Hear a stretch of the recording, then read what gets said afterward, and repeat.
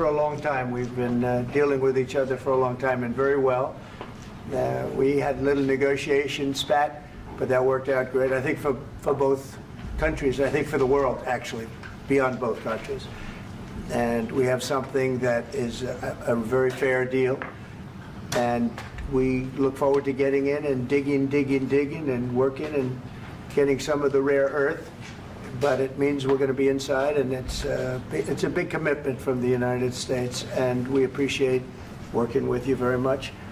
And we will continue to do that. We have had some very good discussions with Russia. I spoke with President Putin, and we're going to try and bring this to a close. It's something that you want and that he wants. We have to negotiate a deal, but we've started the confines of a deal, and I think something can happen.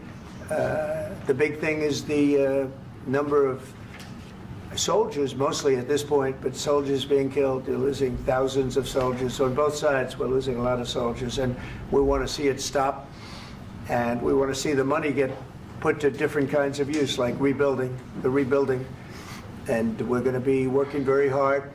But we've had a lot of very good conversations. I will say until we came along, the Biden administration didn't speak to Russia whatsoever. They didn't speak to anybody. They just allowed this to continue.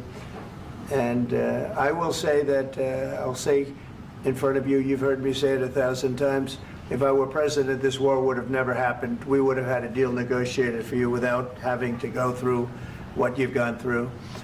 But your soldiers have been unbelievably brave. We've given them great equipment, but somebody has to use the equipment. They've been unbelievably brave, and we give them great credit. This was supposed to be over very quickly, and here we are 3 years later.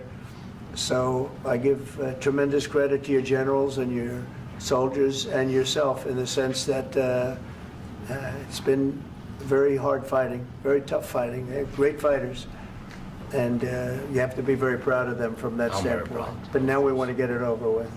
It's enough, right? We want to get it over with. So it's an honor to have you here. Thank you very much for coming. We're going to sign the agreement at the conference in the East Room in a little while, right after lunch.